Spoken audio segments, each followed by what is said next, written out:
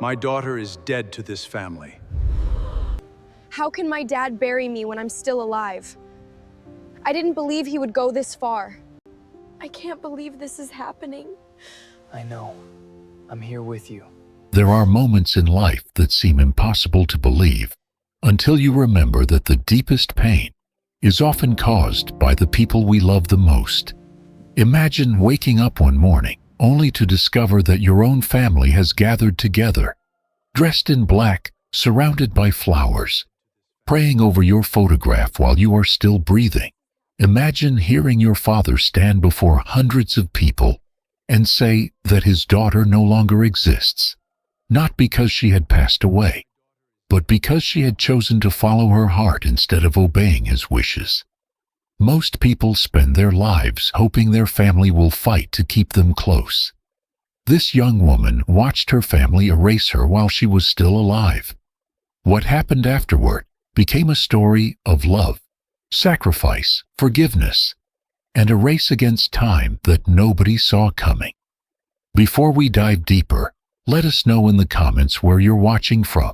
We'd love to hear from you, and don't forget to hit that subscribe button so you never miss any of our upcoming videos. On a quiet Sunday morning, guests slowly filled one of the largest churches in the city. Luxury cars lined the parking lot, expensive suits filled the front rows, and whispers echoed through the hall as everyone waited for the service to begin. At the front of the church stood a beautiful white casket covered with roses. A large framed portrait of a smiling young woman rested beside it. Candles flickered softly as members of the choir prepared to sing. Everything looked exactly like a funeral, except for one unbelievable detail. The woman whose face appeared in that photograph was not inside the casket. She was still alive, just across the street, hidden inside an old pickup truck. She sat quietly with tears running down her face, unable to understand how the people who had raised her could gather together to bury someone who had never taken her last breath. As the service began, her father slowly walked toward the podium. He looked calm, confident, and completely certain that he was doing the right thing. Friends, business partners, distant relatives, and respected members of the community watched in complete silence as he adjusted the microphone and looked around the room. Then he spoke words that would follow everyone present for the rest of their lives. Today, we say goodbye to our daughter. From this day forward, she is no longer a part of this family. She made her choice, and today we make ours.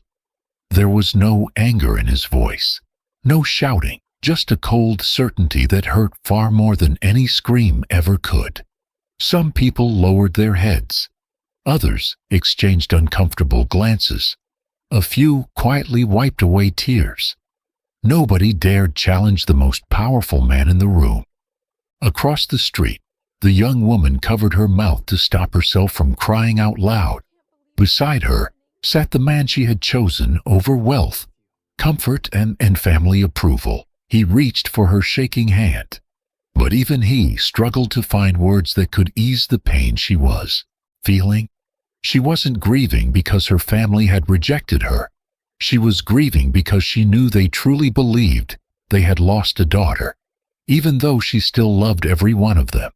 In that heartbreaking moment, she realized that some people can be surrounded by family and still feel completely alone, while others can lose everything and still find a reason to hope. What nobody attending that memorial could possibly imagine was that this would not be the last time they gathered to say goodbye to her. Years later, many of those same faces would stand together again, but this time their tears would be real, their regrets impossible to hide, and their prayers filled with words they wished they had spoken much sooner. By then, one man would spend every remaining day trying to repair a family he never broke, carrying a secret so painful that even those who hated him would eventually call him a hero. But before we tell you how a simple love story turned into one of the most heartbreaking family tragedies imaginable, Let us know in the comments where you're watching from. We'd love to hear from you. And don't forget to hit that subscribe button so you never miss any of our upcoming videos. To understand how a respected family reached the point of holding a memorial for a daughter who was still alive, we have to go back several years, long before the church, the white roses, and the painful words that changed everything. Back to a time when the future seemed bright, when every dream appeared within reach, and when one unexpected meeting between two strangers quietly set in motion a series of choices that would test the meaning of love, loyalty, pride, and forgiveness in ways neither of them could have imagined. The young woman everyone believed they knew was named Claire. She grew up in a world where every step of her life had already been planned before she was old enough to understand what choice even meant. Her father, Richard, had built one of the largest real estate companies in the state. People admired him for his success, respected him for his discipline, and feared disappointing him. He believed that hard work had earned him everything he owned, and because of that, he expected complete loyalty from everyone in his family. His wife, Margaret, loved her daughter deeply, but after many years of marriage, she had learned that challenging Richard almost always ended in silence, arguments, or heartbreak. Their beautiful mansion stood on top of a quiet hill overlooking the city, filled with expensive furniture, priceless artwork, and every comfort money could provide. Yet for Claire, the house often felt colder than the small apartment she would one day call home. She had everything she could ever ask for, except the freedom to decide what kind of life would truly make her happy. From the outside, Claire's future looked perfect. She graduated from one of the best universities, volunteered at charity events, attended business dinners with her parents, and was constantly introduced to the sons and daughters of wealthy families. Everyone assumed she would eventually marry someone with the same social status, join the family business, and continue the legacy her father had spent decades building. Richard often reminded her that families like theirs did not simply marry for love. They married for stability, reputation, and responsibility. Claire smiled politely whenever these conversations came up, but deep inside, she wondered why love always seemed to come last. She had watched couples attend elegant parties together while barely speaking to one another. She saw expensive gifts replace honest conversations and public smiles, hide private unhappiness. The older she became, the more she questioned whether wealth alone could truly build a happy family. Everything began to change on a rainy afternoon that seemed ordinary at first. Claire had spent the morning visiting a community center that her family's company had helped renovate. On her way home, her car suddenly broke down along a quiet road just outside the city. She reached for her phone to call roadside assistance, but before she could make the call, an old blue pickup truck pulled over behind her. A young man stepped out, rolled up his sleeves, and walked toward her with a friendly smile. His name was Ethan. He worked as a construction supervisor on nearby housing projects, and had simply noticed someone who looked like they needed help. He never asked who she was. He never recognized her last name. He never treated her like the daughter of a millionaire. He simply asked if she was okay. Within 20 minutes, Ethan had managed to get the engine running again. Claire thanked him and offered him money for his help, but he shook his head with a quiet laugh. He told her that kindness was not something people should charge for. Before getting back into his truck, he simply wished her a safe drive home and left. It was one of the shortest conversations Claire had ever had with a stranger, yet she could not stop thinking about it. For the first time in a long while, someone had spoken to her without expecting anything in return.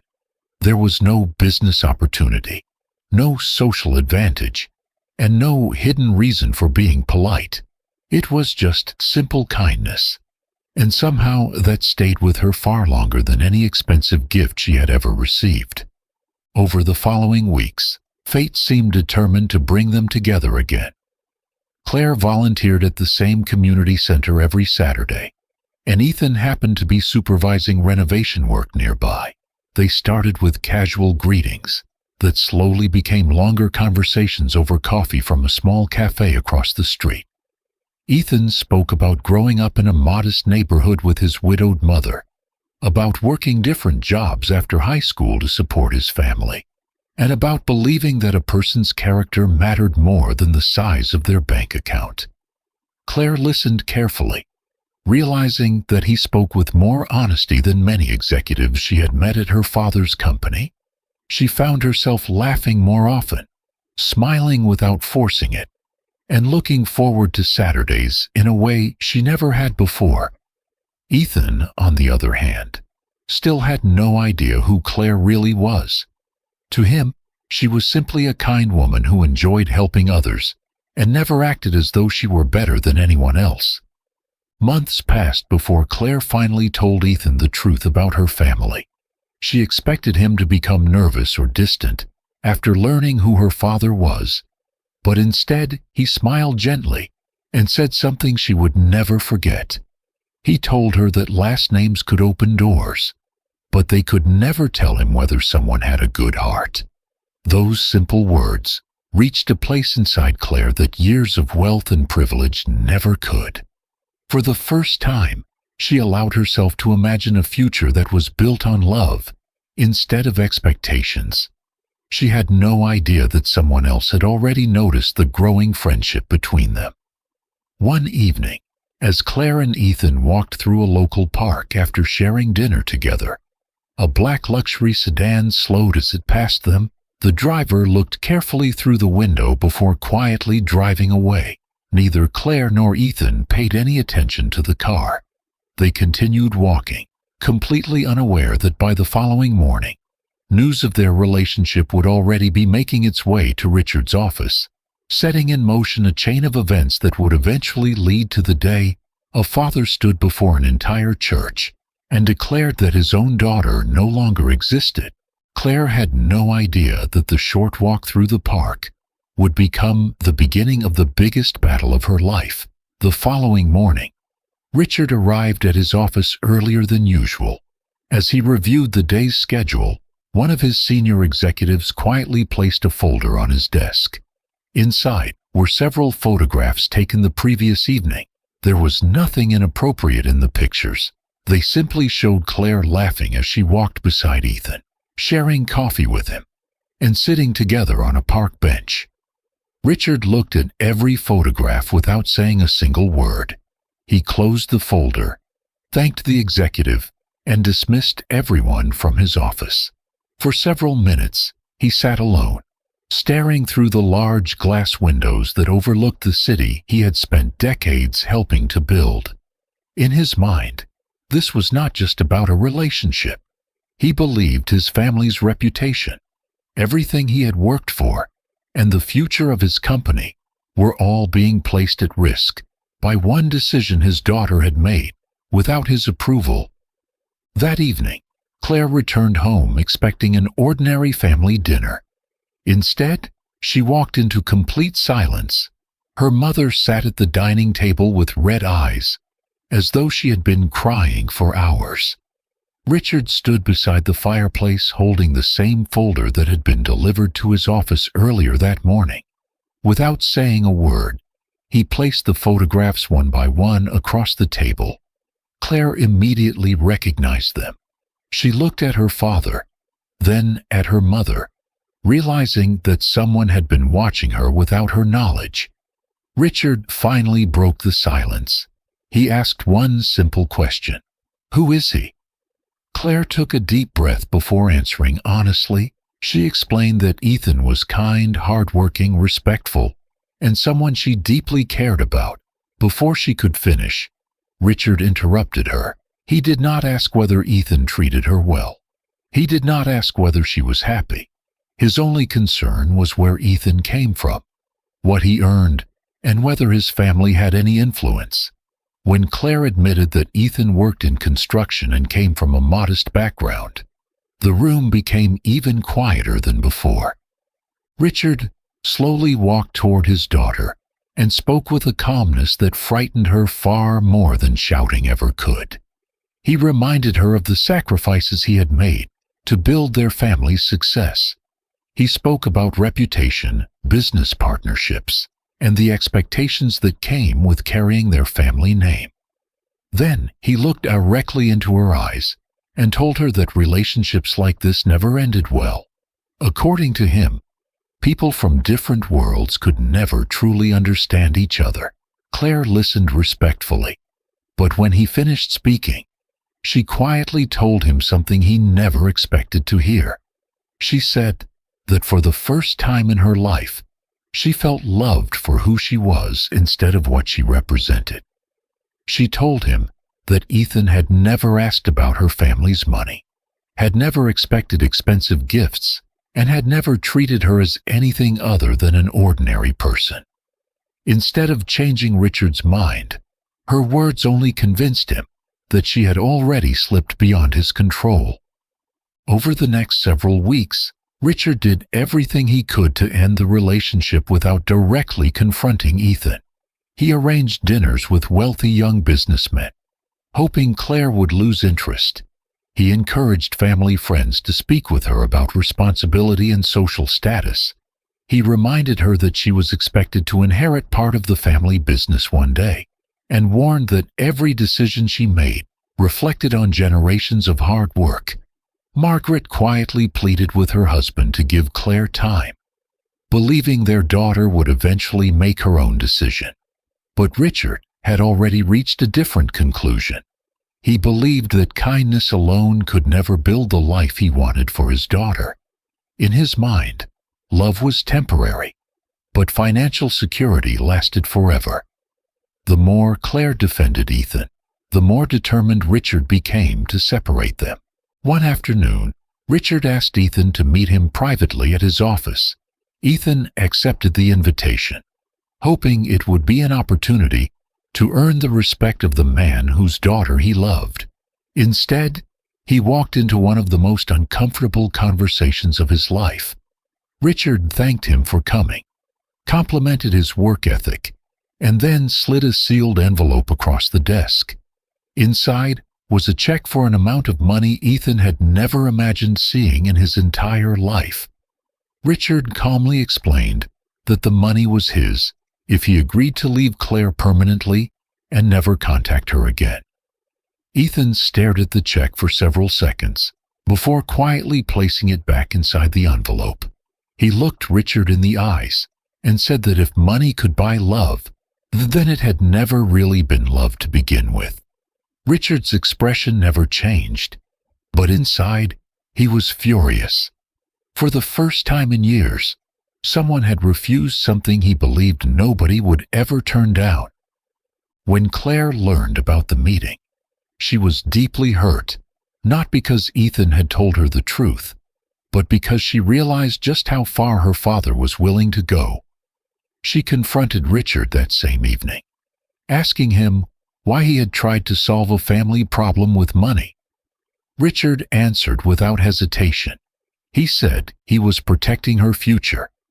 Claire quietly replied that a future without love wasn't the future she wanted.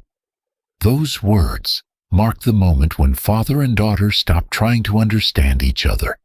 Every conversation afterward became shorter, colder, and more painful. Family dinners disappeared. Laughter vanished from the house.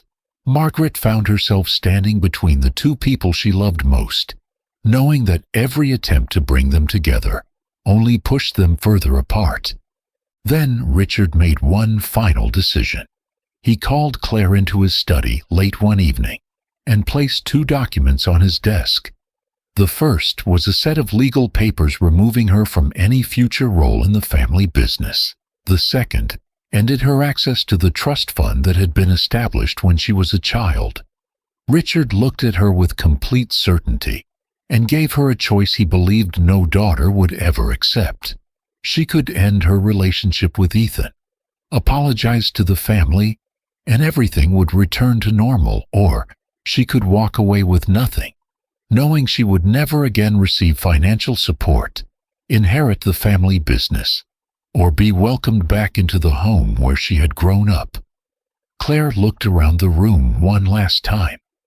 Every photograph on the walls held memories of birthdays, holidays, graduations, and happier days that now felt impossibly far away.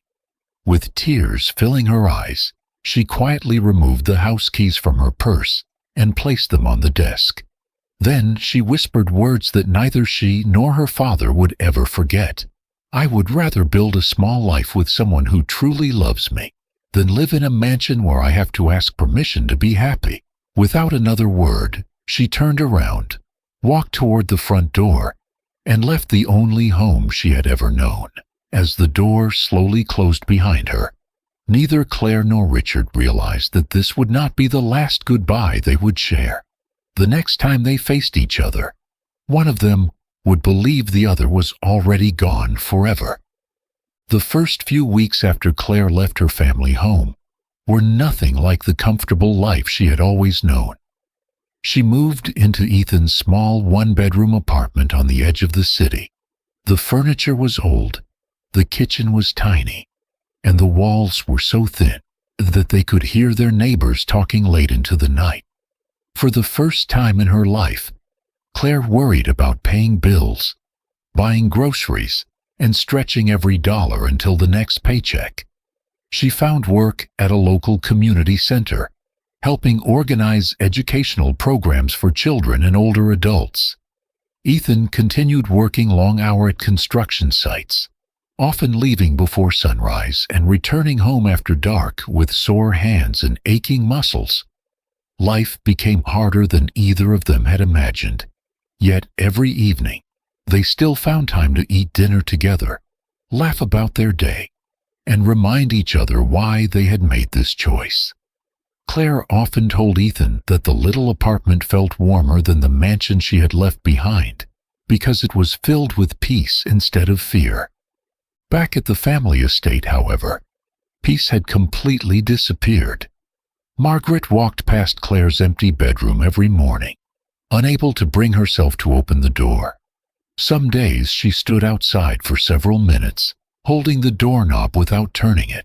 Richard buried himself in work, attending meetings, signing contracts, and expanding the business faster than ever before. To everyone around him, he appeared stronger than ever. Inside the house, though, every room carried a quiet reminder that someone was missing. Claire's favorite chair remained empty during family dinners. Her birthday came and went without celebration. Holiday decorations were placed around the house, but the home no longer felt joyful. Margaret secretly called Claire several times, but every call ended before she found the courage to let the phone ring. She feared that if Richard discovered what she was doing, it would only create another painful argument. Friends of the family began asking uncomfortable questions. Some wondered why Claire had not attended charity events that she had helped organize for years. Others asked why she was suddenly absent from company celebrations and family gatherings. Richard answered every question the same way. He simply said that Claire had chosen a different path and that the family was respecting her decision. At first, people accepted the explanation. But as the months passed, rumors spread throughout their social circle. Some believed Claire had moved overseas. Others whispered that she had become involved in a scandal. The truth was known only by a handful of people, and even they struggled to understand how a disagreement over love had become a complete separation between a father and his only daughter. One evening, Richard invited several trusted business associates to his home for dinner. As the conversation turned to family, one guest spoke about his own son marrying a woman from a modest background. He admitted that he had opposed the relationship in the beginning, but eventually realized that his son's happiness mattered more than social status. The room fell silent for a moment before Richard responded. He firmly stated that families without standards eventually lost everything they had worked to build. His words ended the conversation, but they also revealed something important. Richard no longer viewed Claire's decision as a personal disagreement. To him, it had become a challenge to everything he believed about success, family, and legacy. The harder people encouraged forgiveness, the more determined he became to prove that he would never change his mind. Several days later, Richard called a private meeting with the family's attorney, pastor, and a few close relatives. No one outside that room knew exactly what was discussed, but when the meeting ended, everyone left looking troubled. Margaret later confronted her husband, demanding to know what he was planning. Richard calmly told her that if Claire had chosen to abandon her family, then the family had to accept that she was gone. Margaret begged him to reconsider, reminding him that their daughter was alive and could still come home one day. Richard answered with words that sent a chill through her heart. He said, "The daughter we raised no longer exists. The woman who walked away made her own choice." Margaret realized then that her husband had crossed a line from which it would be almost impossible to return. Within days, invitations began arriving at the homes of relatives, longtime friends, business partners, and respected members of the community. The envelopes were elegant, sealed with the family's crest, and written in formal language. Many people assumed they had been invited to a special family ceremony or a charitable event. It was only after opening the envelope that they discovered the shocking truth. They were being invited to attend a memorial service in honor of Claire. Several people called Richard, convinced there had been a terrible mistake. They asked when Claire had died and why they had heard nothing about it. Richard gave the same cold answer to every caller. He explained that the memorial was not for Claire's body. It was for the daughter who had abandoned her family. Some people refused to attend. Others believed they had a duty to support Richard during what they assumed was a painful family matter. No one could imagine the emotional damage this decision would leave behind. News of the planned memorial reached Claire through a mutual family friend, who could barely believe the words she was speaking. At first, Claire thought it had to be a cruel joke. She laughed in disbelief, convinced that no father could ever organize a funeral for a child who was still alive. But as more phone calls came from relatives asking if the rumors were true, she realized the impossible was actually happening. She sat quietly on the edge of her bed, unable to process what she had just heard. Ethan found her staring at the floor with tears filling her eyes. When she finally managed to speak, her voice was almost a whisper. "My father is holding a funeral for me, and I'm still here." Ethan wrapped his arms around her as she cried harder than she had cried the day she left home. For the first time, he began to understand that this conflict had become far bigger than either of them had ever expected.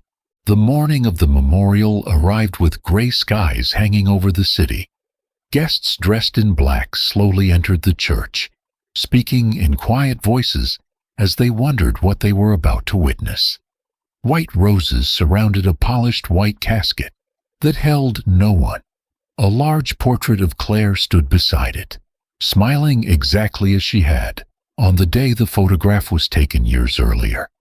Some people looked uncomfortable as they signed the guest book, while others hesitated before taking their seats. Margaret remained in the front row, her hands trembling so badly that she could barely hold a handkerchief.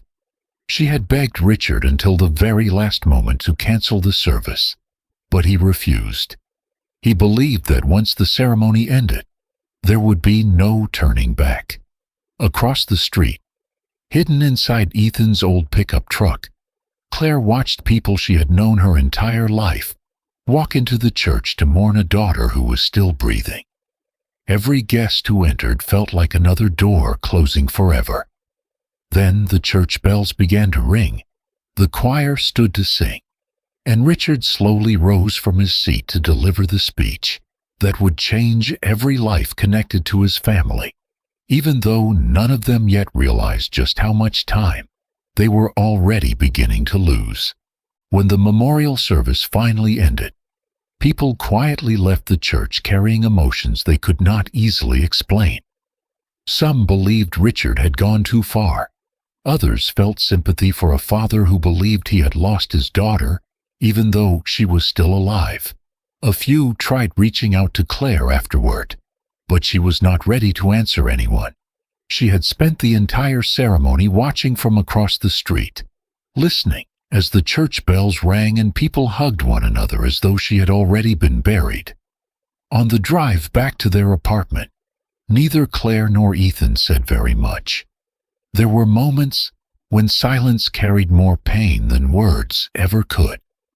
Claire kept looking out the window, remembering birthdays, Christmas mornings, family vacations, and simple evenings sitting around the dinner table. Those memories had not disappeared just because her father declared her gone.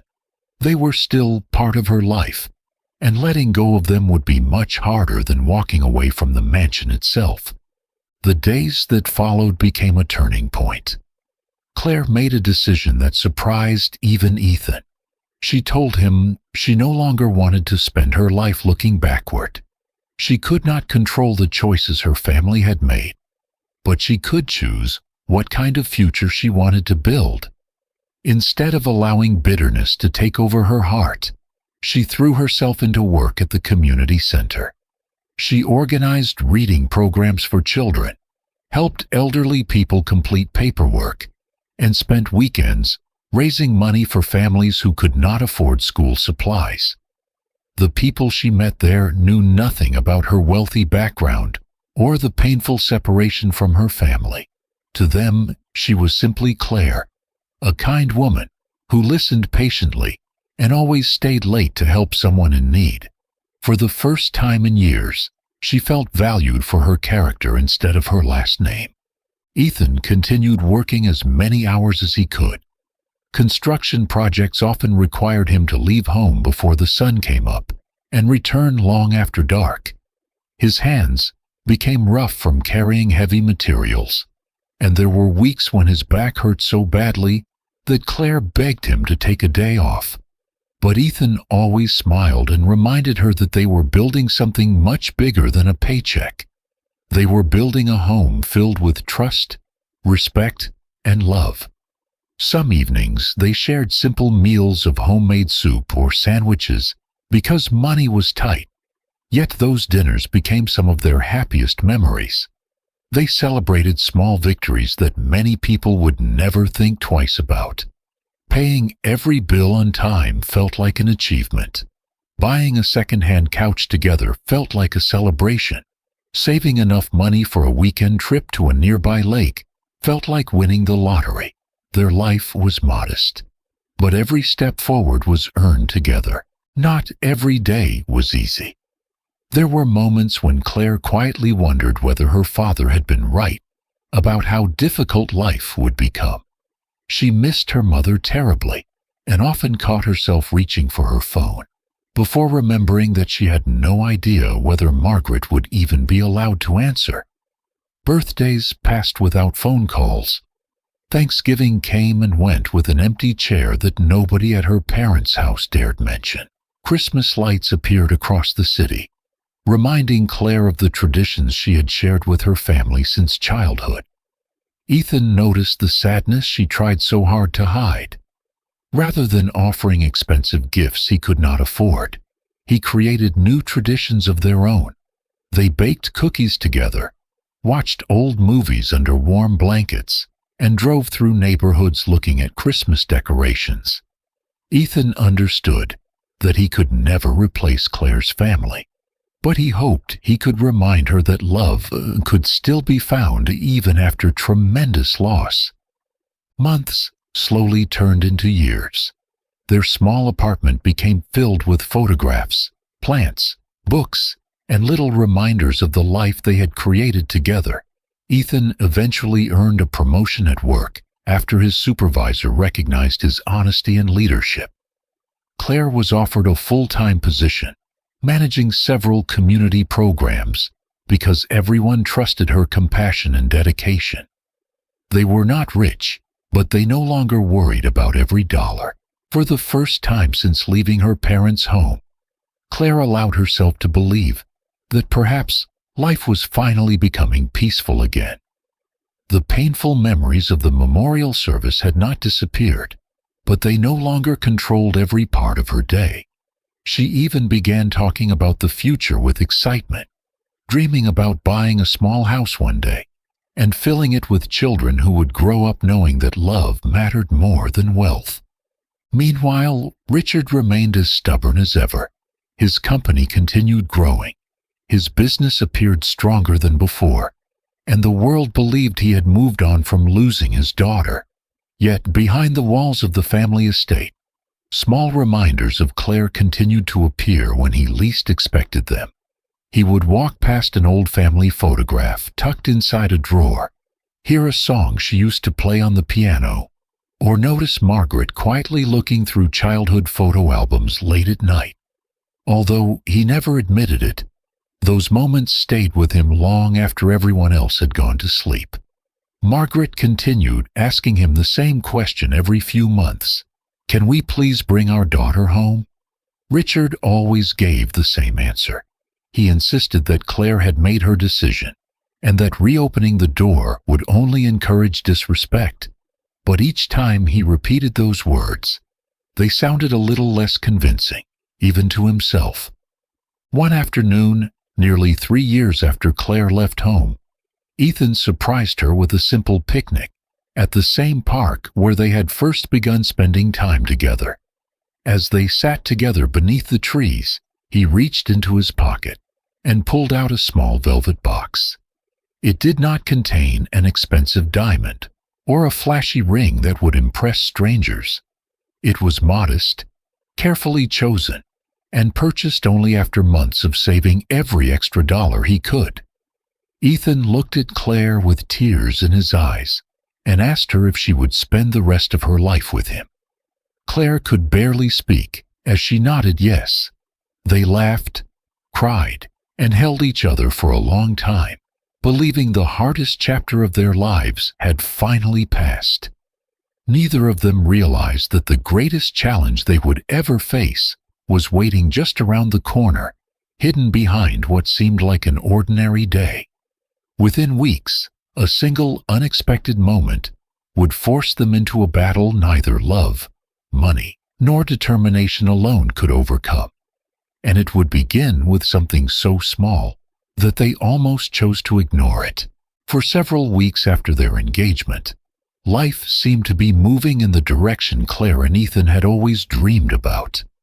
They spent evenings talking about the future, looking at small houses they hoped to buy one day, and laughing over simple things like what color they would paint the kitchen, or whether they wanted a big dog running around the backyard. Claire even started collecting ideas for a family scrapbook, saying she wanted to fill it with memories instead of expensive things. Ethan loved listening to her talk about the future because, after everything they had survived together, it finally felt as though happiness was no longer something they had to chase.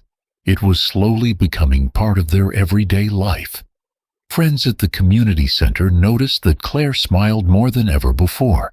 Her laughter came easily, and there was a peaceful confidence in her that had not been there during the difficult months after leaving her family. Looking back later, Ethan would often say that those were the happiest weeks of their lives, and perhaps that was why neither of them paid much attention when the first warning signs quietly appeared. It began with small things that seemed too ordinary to worry about. Claire started feeling unusually tired, even after getting a full night's sleep. She blamed it on working long hours and helping organize several charity events at the same time. A few days later, she developed a persistent cough that refused to go away. Ethan suggested visiting a doctor, but Claire laughed it off and insisted she probably just needed more rest. Then came the headaches. At first, they lasted only a few minutes, but over the following weeks, they became stronger and more frequent. She carried pain relievers in her purse and smiled through the discomfort, refusing to let anyone see how much she was struggling. Ethan noticed the change immediately. He often found her sitting quietly on the couch after work with her eyes closed, pretending she was simply relaxing. Whenever he asked if she was all right, she gave the same reassuring answer, "I'm just tired, I'll be fine." One Saturday morning, while helping children set up tables for a community event, Claire suddenly lost her balance. A volunteer reached out just in time to stop her from falling. She quickly smiled, thanked everyone for their concern, and insisted she had only skipped breakfast. Ethan arrived a few minutes later and found several people gathered around her. Although Claire managed to convince everyone that she was feeling better, Ethan could see the worry she was trying so hard to hide. That evening, he gently asked her to make one promise. He wanted her to schedule a full medical checkup, not because he believed something serious was wrong, but because he could not bear the thought of ignoring signs that might become bigger problems later. After a long conversation, Claire finally agreed, mostly because she wanted to ease Ethan's concerns. A few days later, they arrived at the medical clinic, expecting nothing more than routine tests. The doctor asked several questions, ordered blood work, and recommended additional scans. After noticing a few results that required a closer look, Claire remained calm, joking with Ethan in the waiting room about how doctors always like to be extra careful. Ethan smiled along with her, but something inside him refused to settle. As the days passed, more appointments were scheduled, more tests followed. Each visit seemed to lead to another one. The answers they expected never came. Instead, they were asked to wait again. Every phone call from the hospital made Ethan's heart race. Every delay made Claire wonder why something so simple suddenly felt so complicated. Go. Finally, the day arrived when the doctor asked them both to come into his office together. The room felt unusually quiet. The doctor looked down at the file on his desk before slowly lifting his eyes toward them. His expression alone was enough to tell Ethan that this conversation would change their lives forever. Claire reached for Ethan's hand, giving it a gentle squeeze without taking her eyes off the doctor. For several seconds, no one spoke. Then the doctor carefully explained that the scans had revealed something they could no longer ignore. Additional testing confirmed the diagnosis they had hoped would never become reality. Claire was living with an aggressive form of cancer that had already spread far beyond where it had first begun. Treatment was still possible, but the disease had reached an advanced stage, making the road ahead far more difficult than anyone had expected. The room seemed to stand still. Ethan stared at the doctor, struggling to understand the words he had just heard. Claire remained completely silent. Tears slowly filled her eyes, but she never looked away. She had survived losing her family, walking away from wealth, and starting over with nothing. Yet nothing in her life had prepared her for this moment. The future they had spent months planning suddenly felt uncertain. The home they dreamed of, the family they wanted to build, and the ordinary life they had fought so hard to create now depended on a battle neither of them had ever imagined facing. Ethan finally broke the silence by asking every question he could think of. What treatments were available? What were the chances of recovery? Could surgery help? Could chemotherapy stop it? The doctor answered each question honestly, explaining that every patient responded differently and that hope should never be abandoned. But he also stressed the importance of beginning treatment immediately. On the drive home, neither of them spoke very much. Claire quietly watched the passing streets, while Ethan kept both hands tightly on the steering wheel, trying to stay strong for the woman he loved. After they arrived home, Claire sat beside the living room window for a long time before finally asking Ethan to sit beside her.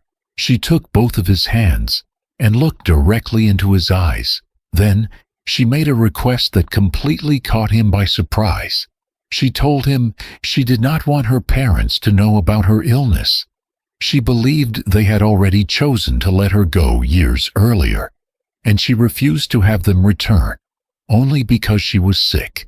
She wanted them to remember the decision they had made. Ethan immediately disagreed. He reminded her that no matter what had happened in the past, Richard and Margaret were still her parents. Claire gently shook her head and said that some doors, once closed, were never meant to be opened again. Ethan wanted to argue, but he could see the pain behind her words.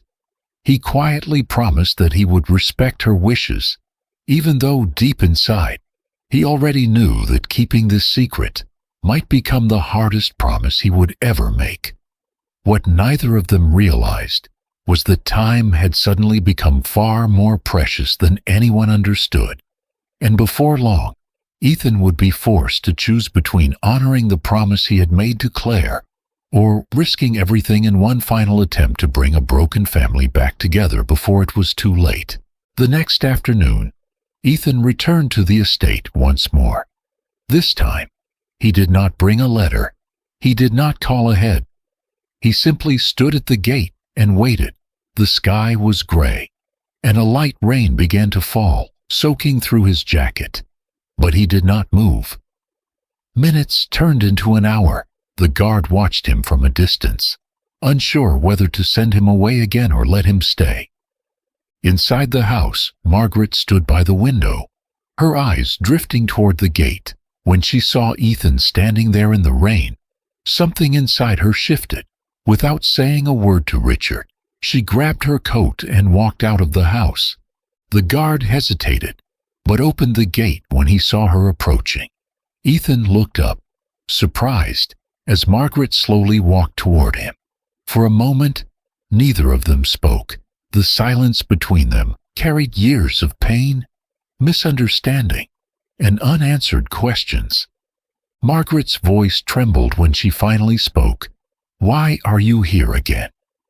Ethan swallowed hard, his voice steady but filled with emotion. "Because I don't have time to stay silent anymore." Margaret's eyes searched his face, sensing the urgency in his words. "What do you mean?" Ethan took a deep breath. "Claire is sick." The words seemed to freeze the air around them. Margaret's expression changed instantly, her face losing color. What did you say?" "She's been fighting for months." Ethan continued softly. "She didn't want me to tell you. She was afraid of being rejected again. But she needs you, even if she won't say it." Margaret's hands began to shake. Tears filled her eyes as the truth settled in. No, that can't be." "It is," Ethan said gently, "and I don't know how much time we have left." At that moment, Richard appeared at the front steps, his voice sharp. "Margaret, come inside. You don't need to listen to this." But Margaret didn't move. She turned slowly toward him, her eyes filled with pain and anger. "Did you know?" she asked. Richard frowned. "Know what?" "That our daughter is fighting for her life while we sit here pretending she doesn't exist." Richard's expression hardened, but there was a flicker of uncertainty in his eyes. "He's lying. He's trying to manipulate us again." Ethan stepped forward, his voice calm but firm. "I have nothing to gain from lying. I'm here because she deserves better than this. She deserves her family." Margaret looked at Richard, her voice breaking. "What if he's telling the truth? What if she needs us and we're not there?" Richard hesitated. For the first time, doubt crept into his certainty. The image of Claire as a little girl flashed through his mind, laughing, holding his hand. He pushed it away, but it lingered. The narrator's voice softened, carrying the weight of the moment. Sometimes pride builds walls so high that even love struggles to climb over them. But when time begins to run out, those walls can no longer protect the heart from regret. Margaret took a step toward Ethan. "Take me to her." Richard's voice rose. "Margaret, don't."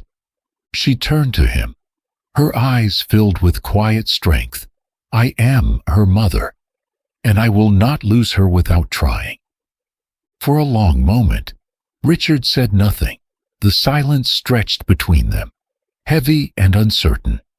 Then, slowly, he exhaled. "I'm coming too." Ethan nodded, relief washing over him. Without another word, they walked toward his car. The drive was quiet. No one spoke. Each of them was lost in their own thoughts, their own fears. The city passed by in a blur, but time felt painfully slow. When they finally arrived at the apartment, Ethan hesitated at the door. He turned to Margaret and Richard, his voice gentle. "She doesn't know you're coming." Margaret nodded, her hands trembling. "I understand." Ethan opened the door slowly. Inside, Claire sat on the couch, wrapped in a blanket, her face pale but peaceful. She looked up at the sound of the door opening, expecting to see Ethan alone. But when her eyes landed on her parents, everything stopped. For a moment, no one moved. Claire's breath caught in her throat. "Mom!" Margaret stepped forward, tears streaming down her face. "Claire!" The distance between them felt like years, like a lifetime. Then, without another word, Margaret rushed forward and wrapped her arms around her daughter. Claire froze at first, overwhelmed, unsure if this was real. Then, slowly, she held her mother back, her body shaking with quiet sobs. "I'm so sorry," Margaret whispered. "I'm so sorry I wasn't there." Claire's voice broke. I thought you didn't want me anymore." "I never stopped wanting you," Margaret said through tears. "Not for a single day." Behind them, Richard stood still, unable to move. His eyes were fixed on Claire, taking in how much she had changed, how fragile she looked. Claire looked up and saw him. "Dad." The word was soft, uncertain. Richard's composure finally broke. He stepped forward slowly, his voice barely above a whisper. "I made a terrible mistake." Claire's eyes filled with tears again. "Why did you let me go?" Richard's voice trembled. "Because I was too proud to admit I was wrong." The narrator's voice returned, gentle and reflective. "In the end, it is not time that heals wounds, but the courage to face the truth. And sometimes, the hardest words to say are the ones that matter most." Richard reached out, hesitating for a moment, before placing his hand over Claire's. "Can you forgive me?" Claire looked at him, her heart torn between pain and love. Then, slowly, she nodded. "I never stopped loving you." Richard closed his eyes, overwhelmed, as tears finally fell. In that small apartment, surrounded by quiet walls and fragile hope, a family that had once been broken began to find its way back together. And for the first time in a long time, Claire was no longer fighting alone. The days that followed felt like borrowed time. After years of silence, the apartment that had once been filled only with Claire and Ethan slowly welcomed the people Claire had believed she had lost forever. Margaret arrived early every morning, carrying homemade soup, fresh flowers, and the quiet determination of a mother, trying to make up for years she could never get back. She helped Claire with the simplest things, brushed her hair when treatment left her too weak to do it herself, folded blankets, cleaned the apartment, and stayed beside her for hours, even when they said nothing at all. Sometimes they laughed over childhood memories. Other times, they cried together without speaking. Margaret realized that she had missed birthdays, holidays, ordinary conversations, and countless opportunities to tell her daughter how much she loved her. No amount of apologies could return those lost years, but she was determined that every day Claire had left would be filled with the love she should have received all along. Richard's journey was much slower. Every morning he sat alone in his office before driving to the apartment, often staring at old family photographs he had hidden away after the memorial service. There was one picture he could not stop looking at. Claire was only 6 years old, sitting on his shoulders during a county fair, laughing so hard that she almost dropped her cotton candy. He remembered promising that day he would always protect her. The memory haunted him because somewhere along the way, protecting his daughter had become protecting his pride. When he finally gathered enough courage to visit again, he no longer arrived wearing expensive suits that reminded everyone of his status. Instead, he came dressed simply, carrying grocery bags or medicine that Ethan had not yet had time to buy. For perhaps the first time in his adult life, Richard stopped trying to solve problems with money. He simply wanted to be a father again. At first, the conversations between Richard and Claire were short and uncomfortable. Years of hurt could not disappear overnight. There were long moments when neither of them knew what to say. One afternoon, Richard quietly asked if he could help prepare lunch. Claire smiled softly and handed him a cutting board. Ethan watched from the kitchen doorway as father and daughter stood side by side, slicing vegetables in complete silence. It seemed like such an ordinary moment, yet it carried more meaning than anyone could describe. There were no lawyers, no business meetings, no arguments about family reputation. There was only a father trying to earn back the privilege of spending ordinary moments with his daughter. Sometimes healing begins not with grand speeches, but with simple acts of love that were missing for far too long. As treatment continued, Claire experienced both good days and difficult ones. On the better days, she insisted everyone eat dinner together around the small kitchen table. She wanted laughter instead of tears. She wanted stories instead of silence. She often joked that Ethan still could not cook pasta without overcooking it, causing everyone, even Richard, to laugh. Those moments reminded them that illness had not taken away Claire's kindness or her sense of humor. But the difficult days became harder to ignore.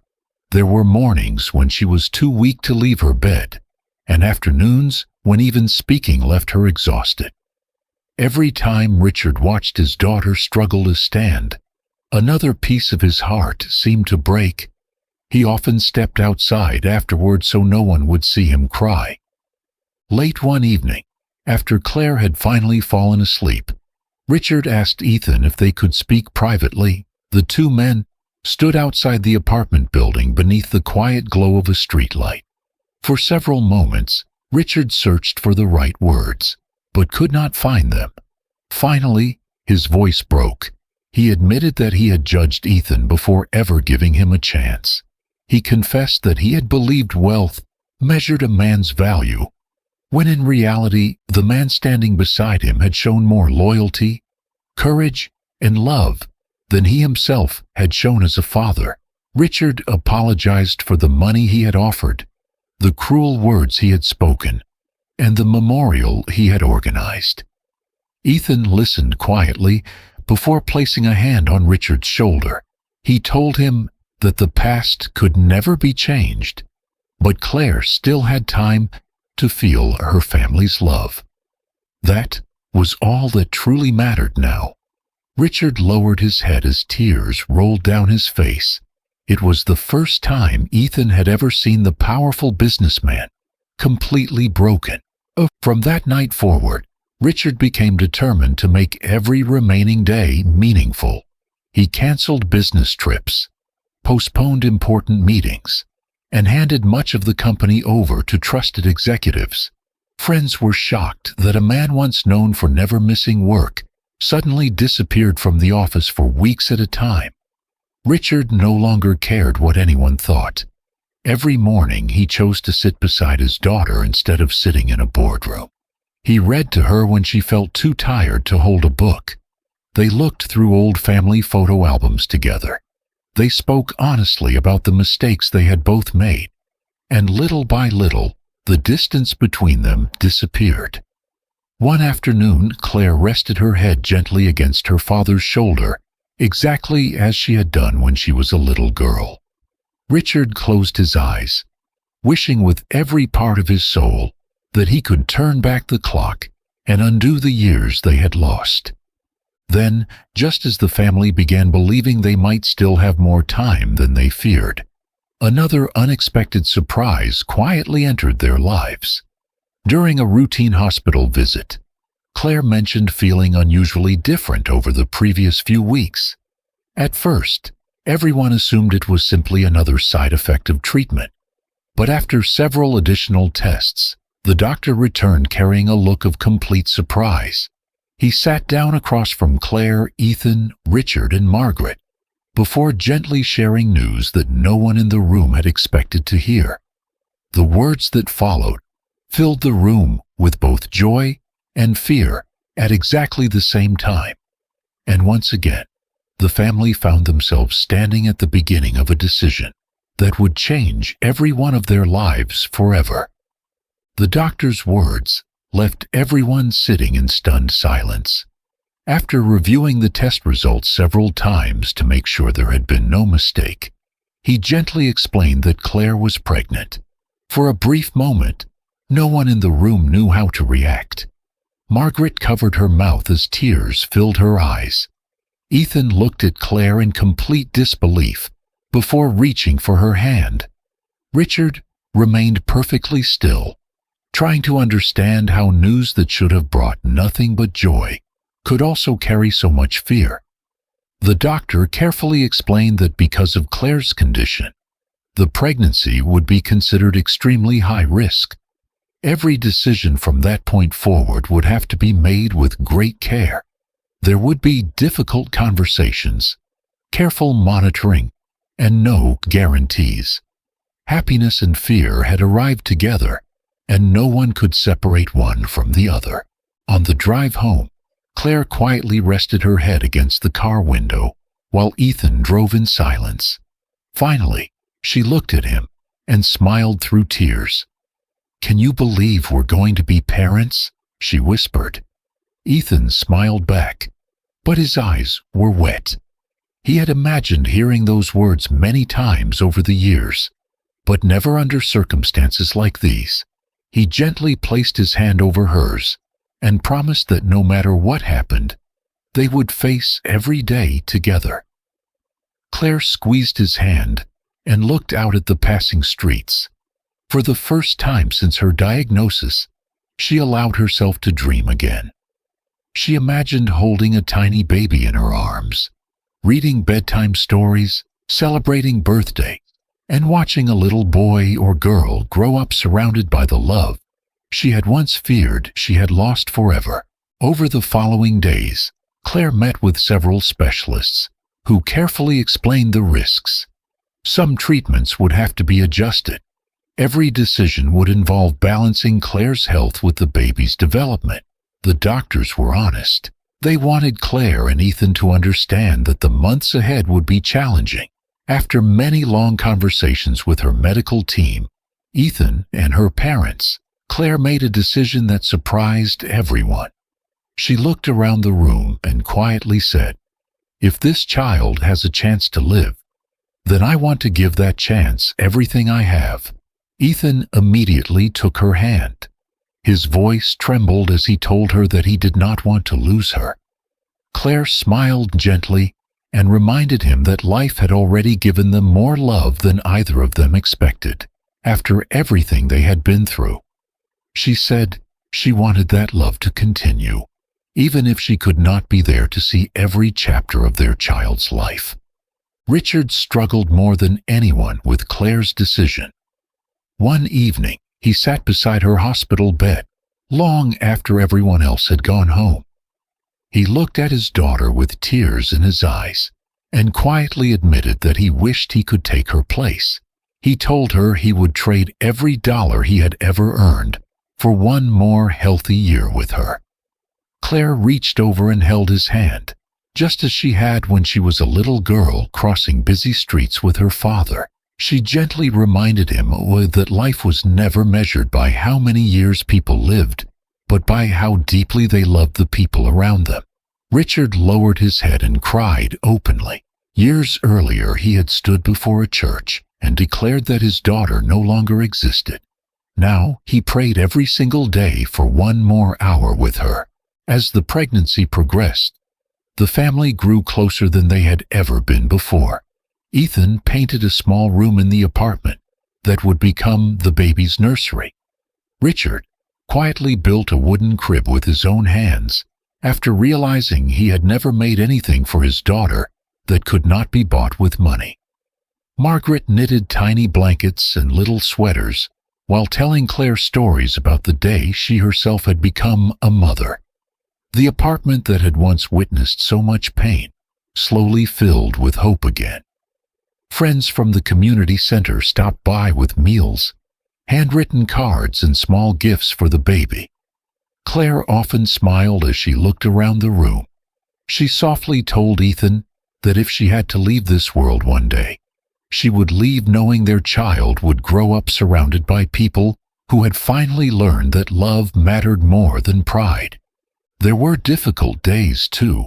Some nights, Claire's pain became so severe that Ethan sat beside her until sunrise, holding her hand while she slept. Margaret quietly prayed in the next room. Richard walked the hospital hallways alone because he could not bear sitting still while his daughter suffered. Even during those painful moments, Claire continued thinking about everyone except herself. She wrote letters for Ethan to read on future anniversaries. She wrote birthday messages for the child she hoped to meet. She even wrote a letter to Richard, thanking him for finding his way back before it was too late. She placed each letter into carefully labeled envelopes, hoping they would one day bring comfort after she was gone. Ethan discovered the letters by accident one afternoon, and although Claire asked him not to read them yet, seeing them nearly broke his heart, because he realized she was preparing for a future she feared she might never see. Finally, after months filled with hope, fear, prayers, and endless waiting, the day arrived. Claire was rushed to the hospital as doctors and nurses prepared for an emergency delivery. Ethan stayed beside her, refusing to let go of her hand even for a second. Richard and Margaret waited just outside the delivery room, holding each other through tears. Every minute felt like an hour. Every time the doors opened, their hearts raced. Then, after what seemed like forever, the silence was broken by the beautiful sound everyone had been praying to hear. A newborn baby began to cry. Ethan closed his eyes and wept with relief. Moments later, Ethan stepped into the hallway carrying a tiny baby girl wrapped in a soft white blanket. He smiled gently and said, "She's an angel. She's beautiful." Richard looked at his granddaughter for the first time and began crying harder than he ever had in his life. Margaret kissed the baby's forehead over and over again, thanking God for the precious life they had just received. But before their joy could fully settle, the doctor's expression became much more serious. He quietly asked Ethan to come back into the room immediately. Without another word, Ethan handed his daughter to Margaret and hurried through the doors, unaware that the next few moments would become the most heartbreaking of his entire life. The doctor told Ethan to cherish his last moments with her and say his goodbyes to Claire, 'cause she was already too weak. Ethan rushed back into the delivery room with his heart pounding. Claire was still awake, but the strength she had been holding on to for so many months was beginning to fade. Even through the pain, the first thing she asked was, Is our baby okay?" Ethan knelt beside her bed, tears running freely down his face as he smiled and nodded. "She's perfect," he whispered. "She's absolutely perfect." A gentle smile appeared on Claire's face. For a few beautiful seconds, the fear, the treatments, the endless hospital visits, and the years of heartbreak all seemed to disappear. Nothing else mattered except the tiny little girl who had just entered the world. The nurse carefully placed the baby into Claire's arms. Claire looked down at her daughter with eyes filled with love and wonder. She gently touched the baby's tiny fingers and softly kissed her forehead. "Hello, my little miracle," she whispered. "I've been waiting so long to meet you."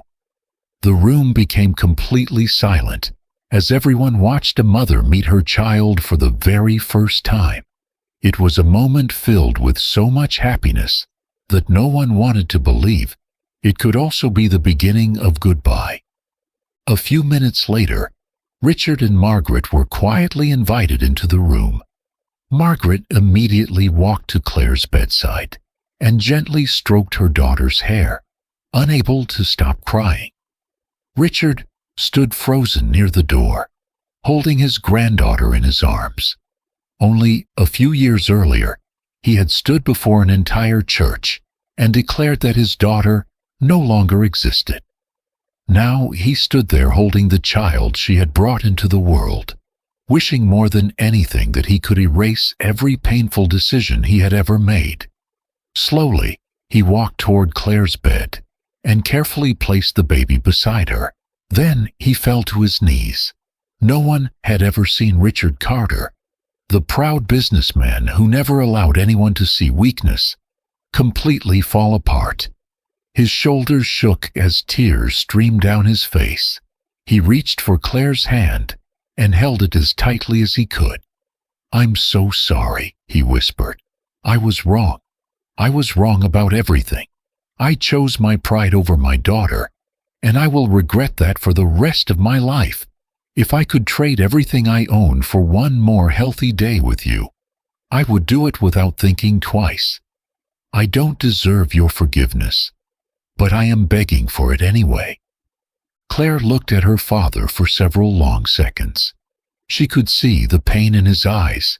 It was no longer the pain of a man protecting his reputation. It was the pain of a father realizing that time could never be bought back. With the little strength she had left, Claire reached out and gently wiped the tears from his face. She smiled softly, just as she had when she was a little girl trying to comfort him after a difficult day at work. "Dad," she said quietly, "I forgave you a long time ago. I never stopped loving you. I never wanted us to lose each other forever. I just wanted you to see me. Not my choices, not my mistakes. Just me." Richard lowered his head onto the side of the hospital bed and cried harder than he ever had in his life. Margaret wrapped her arms around both of them, and for the first time in many years, the family was together again. There was no anger left, no pride, no distance, only love, forgiveness, and the painful understanding that they had almost allowed those precious moments to slip away forever. The days that followed became a gift the family treasured with all their hearts.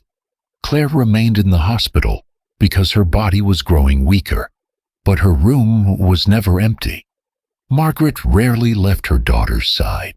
She slept in a chair beside the bed, held Claire's hand through the night, brushed her hair each morning, and quietly sang the same lullabies she had sung when Claire was a little girl. Sometimes they spoke for hours about childhood memories, family vacations, and the dreams they still wished they had shared. Other times, they simply looked at one another, knowing that words were no longer necessary. Ethan spent every possible moment beside Claire, gently placing their baby girl into her arms whenever she felt strong enough to hold her. Richard visited every single day. He no longer answered business calls. He no longer attended meetings.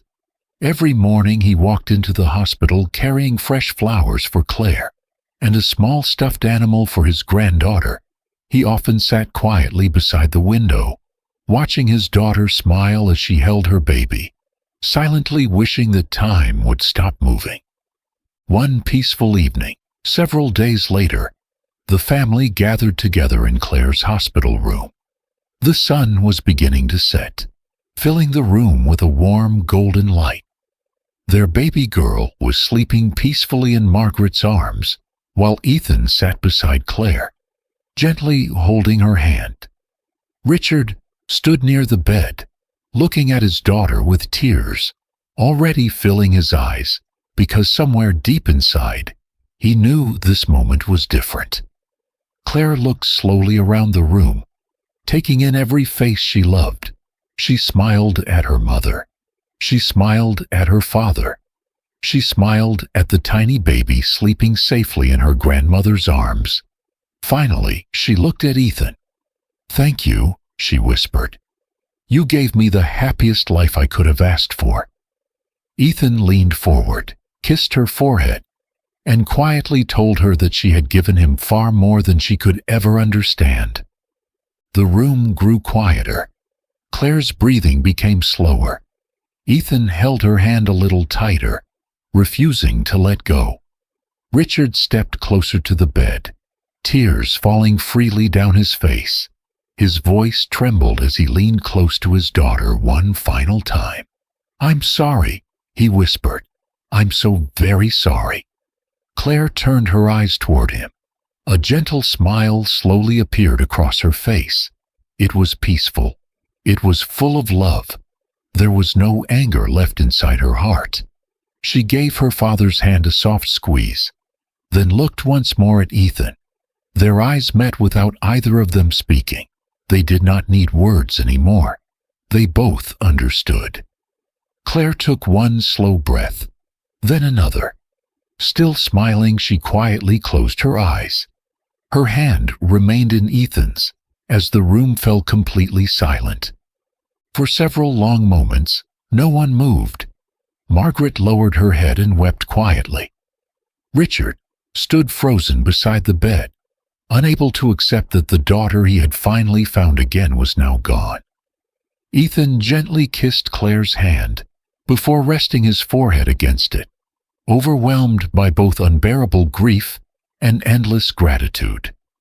The woman, who had lost everything for love, had left this world surrounded by the very family she had prayed would one day become whole again. In her final days, she had received the one thing she wanted more than wealth, more than comfort, and more than anything else. She had come home. 1 year passed, but for the Carter family, time no longer meant forgetting. It meant learning how to live with love that now existed only in memories. The large mansion that once felt cold and empty slowly became a home again, not because Claire returned, but because the lessons she left behind changed every person who had loved her. The laughter she brought into their lives was gone, yet her kindness remained in every decision they made. Richard often said that losing his daughter was the greatest pain of his life, but realizing he had almost lost the chance to ask for forgiveness was an even heavier burden. There was not a single morning when he woke up without thinking about Claire. There was not a single evening when he went to bed without wishing he could hear her voice just one more time. True to the promise he made beside her hospital bed, Richard began using his wealth differently. He no longer measured success by the size of his company or the value of his investments. Instead, he established a foundation in Claire's name to help families facing cancer, especially those who could not afford treatment. He quietly paid hospital bills for complete strangers, funded medical research, and donated to children's cancer programs without asking for recognition. Whenever reporters praised his generosity, Richard always answered with the same words: "This isn't about me, it's about my daughter. She taught me that love is worth more than anything money can buy." Those who had known Richard years earlier could hardly believe he was the same man. The proud businessman, who once believed reputation was everything, had become a father, trying to honor the daughter who changed his heart. His relationship with Ethan also became something no one could have imagined. The two men who had once stood on opposite sides of a painful family conflict slowly grew to respect one another. Richard no longer saw Ethan as the young construction worker who had taken his daughter away. Instead, he saw the man who had stayed beside Claire when everyone else had turned their backs on her. He often told friends that Ethan had taught him what true strength looked like. It was not found in bank accounts, expensive homes, or powerful positions. It was found in loyalty, sacrifice, and keeping promises even when life became unbearably difficult. Ethan never asked Richard for anything, and Richard never tried to replace what had been lost with money. Their relationship was built on something much stronger than that. It was built on shared love for the same remarkable woman. Margaret found comfort in helping raise her granddaughter. Every morning she sang the same lullabies she had once sung to Claire. As the little girl grew older, she began asking questions about the smiling woman whose photographs filled the house. Margaret never hid the truth. She told her granddaughter stories about Claire's kindness, her courage, and the way she always put other people before herself. Ethan made sure his daughter grew up knowing that her mother was not remembered because of the pain she endured, but because of the love she gave so freely. Together, they created memory books filled with photographs, handwritten letters, and stories that Claire had left behind. On birthdays, they read one of Claire's letters together. On Christmas morning, they placed one special ornament on the tree that always reminded them of her. In that way, Claire remained part of every important moment, even though she was no longer there to celebrate in person. Every Sunday afternoon, the family shared one quiet tradition that never changed. Ethan, Richard, Margaret, and little Grace drove together to the peaceful cemetery where Claire rested. Grace always carried a small bouquet of fresh white roses in her tiny hands. She would carefully place them beside her mother's headstone before sitting in the grass while Ethan told her stories about how brave her mother had been. Richard usually stood a few steps behind them, looking down at the flowers with tears in his eyes. White roses had once surrounded an empty casket during the memorial service, held while Claire was still alive. Back then, they represented pride, separation, and heartbreaking choices. Now, those same white roses had come to represent forgiveness, family, and a love that refused to disappear even after death. Every time Richard saw them, he was reminded that the greatest mistake of his life had also become the greatest lesson he would ever learn. There is one final part of Claire's story that her family never forgot. Among the letters she left behind was one addressed to all of them. Ethan waited until the first anniversary of her passing before opening it. As everyone gathered together in the living room, he slowly read her words aloud. Claire wrote that she hoped no one would spend the rest of their lives trapped by guilt. She reminded her father that asking for forgiveness had taken more courage than holding on to pride. She thanked her mother for finding her way back before time ran out. She thanked Ethan for loving her when she believed she had lost everything. Finally, she wrote a message for little Grace. She asked her daughter to grow up believing that people should never be judged by the size of their home, the money in their bank account, or the family they were born into. Instead, she hoped Grace would always choose kindness, because kindness has the power to heal wounds that pride can never repair. Perhaps the saddest part of this story is not that Claire died.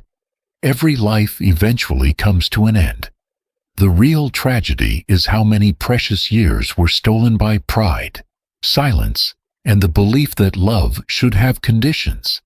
Richard spent years believing he had buried his daughter on the day she walked away from home. The truth was far different. He had buried his relationship with her while she was still alive. By the time he finally found the courage to bring her home again, time had become the one thing he could never buy back. Yet even in her final days, Claire chose forgiveness over anger. She chose love over resentment. She chose peace over revenge. In doing so, she gave her family one final gift that would remain with them forever. So, before you leave today, ask yourself one simple question. Is there someone you still love, but have allowed pride, anger, or silence to keep at a distance? If tomorrow never comes, would you be at peace with the last words you spoke to them? Life changes far more quickly than we expect, and sometimes the hardest phone call to make becomes the one we wish we had made much sooner. If Claire's story touched your heart, let it also remind you that forgiveness does not erase the past, but it can still change the future for those who are willing to choose love before time runs out. Claire's story may have come to an end, but its message lives on. Sometimes the people we love most are only one conversation away, yet pride, anger, or fear convinces us to wait for another day. Sadly, another day is never promised. We would love to hear your thoughts about this story. If you were in Claire's position, would you have forgiven your father after everything he put you through? Or if you were Richard, what would you have done differently before it was too late? Share your thoughts in the comments below, because your story or your perspective may encourage someone else who is struggling with a broken relationship today. If this story touched your heart, please take a moment to like this video. It truly helps our channel reach more people who enjoy powerful and emotional stories like this one. And if you haven't already, subscribe to the channel and turn on notifications so you never miss another unforgettable story. Thank you so much for spending this time with us. Until next time, remember this: never allow pride to hold a funeral for a relationship that is still alive, because some goodbyes happen long before life is over, and the greatest regrets are often the words we never said while we still had the chance. We'll see you in the next story.